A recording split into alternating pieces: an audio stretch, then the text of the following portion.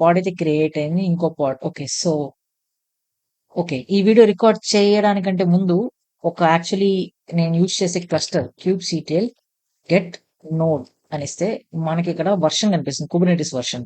So, 1.34.1 అని చెప్పేసి.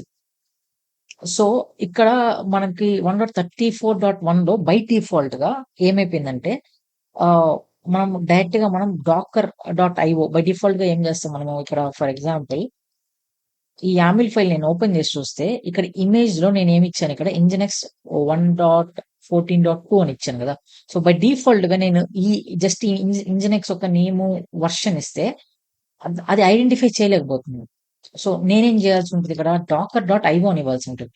So, ముందర ఇక్కడ నేను docker.io స్లాష్ ఇంజినెక్స్ అని ఇచ్చి ఇప్పుడు నేను ఒకసారి డిప్లాయ్‌మెంట్ డిలీట్ చేస్తాను. kubectl డిలీట్ -f పాడ్ డిప్లాయ్‌మెంట్.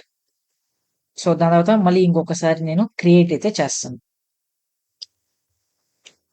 ఇప్పుడు చెక్ చేసి చూద్దాం. kubectl గెట్ పాడ్. చూడండి ఇప్పుడు నాకు కంటైనర్స్ అనేవి క్రియేట్ అయితే అవుతున్నాయి.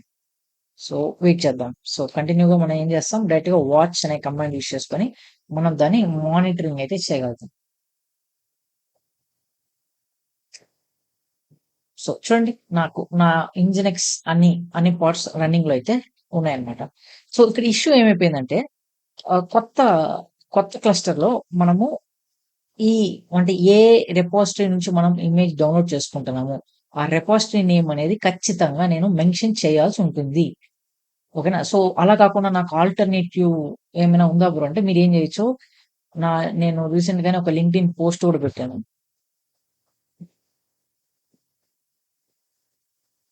సో, ఇక్కడ నేను ఆల్రెడీ మీకు మెన్షన్ చేశాను స్టెప్స్‌తో పాటి.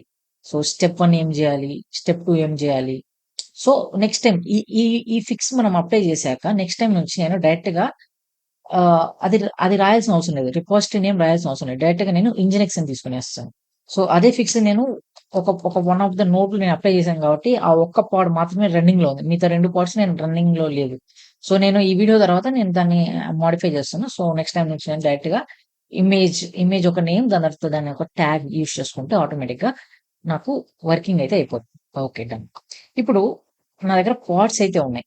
ఇప్పుడు షెడ్యూలర్ గురించి ఎంటర్ అవుదాం. ఇప్పుడు నా దగ్గర పాడ్స్ అయితే రన్నింగ్‌లో అయితే ఉన్నాయి. సో, ఈ 3 పాడ్స్ ఎక్కడ రన్నింగ్‌లో ఉన్నాయి? మీరు ముందుగా నా వీడియోస్ చూసుంటే ఖచ్చితంగా మీకు ఆన్సర్ అయితే తెలిసుంటది. సో, ఈ పాడ్స్